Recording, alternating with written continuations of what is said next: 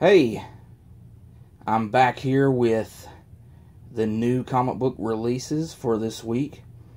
Got 19 books to show here, and let's go ahead and get going. First one is Kill or Be Killed, number 8.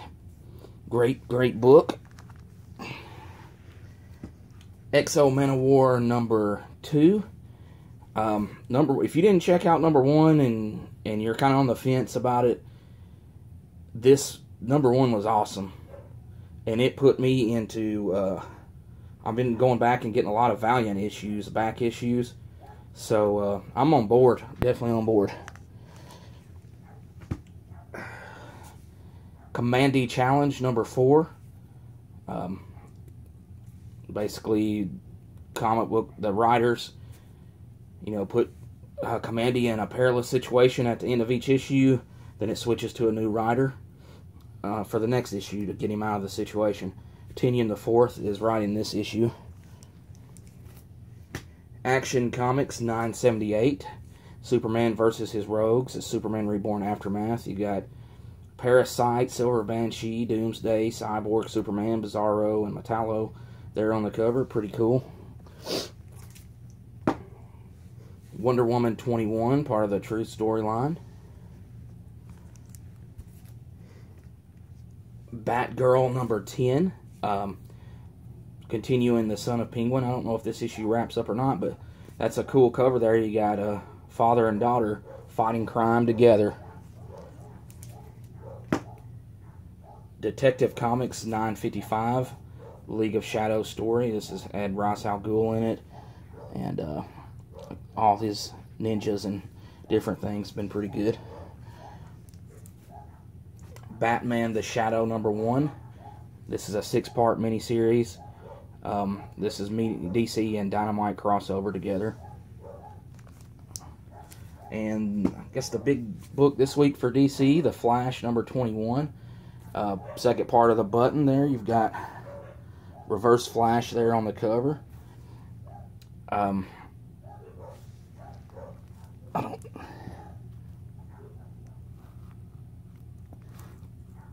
See, he goes from regular Reverse Flash to dead Reverse Flash.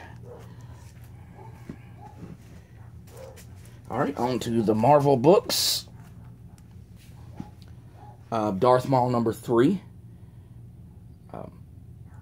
Part of a five-part miniseries. Deadpool versus the Punisher number 2. Man-Thing number 3. Ain't that an awesome cover? Man-Thing getting some action there. Ben Reilly, the Scarlet Spider number 1. If you read the Clone Conspiracy, then, it kind of leaves up in there, because Ben Reilly was the villain of that, and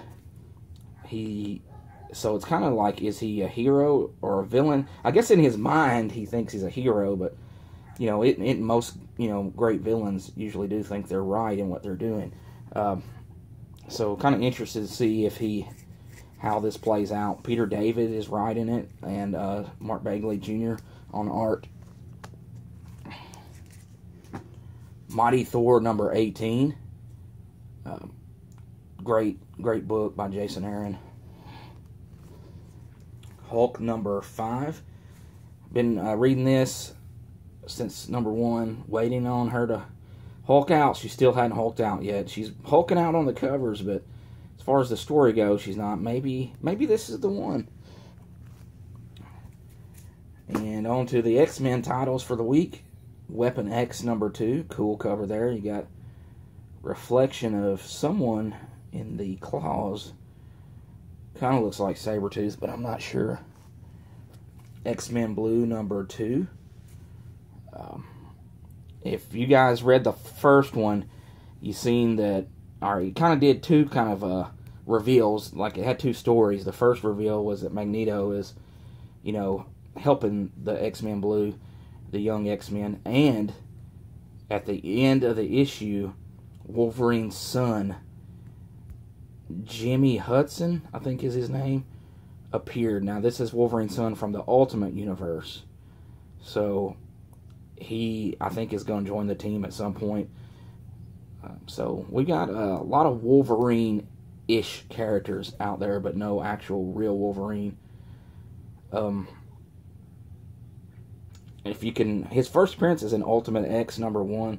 So if you can find that before it goes up in price, if it hadn't already, that'd be a good one to grab. And the one that was delayed by a week, X-Men Gold #2, of course, following the controversy of issue 1 with the subliminal art. I guess they went back and give it a look over and probably fixed up any issues with it and sent it on out. It will return to its regular schedule next week with issue #3. Looks like you've got, I think, the new Brotherhood of Evil Mutants. I believe that's who that's going to be.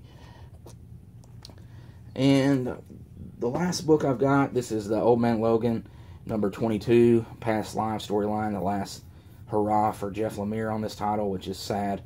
But this got some awesome covers. The last issue had the original Wolverine's look, and then it had a lot of back issues from when he first came out around the 70s, early 80s. And this one's got the same, back issues from the 80s. He sees Weapon X and part of his limited series there, #1 from 1988.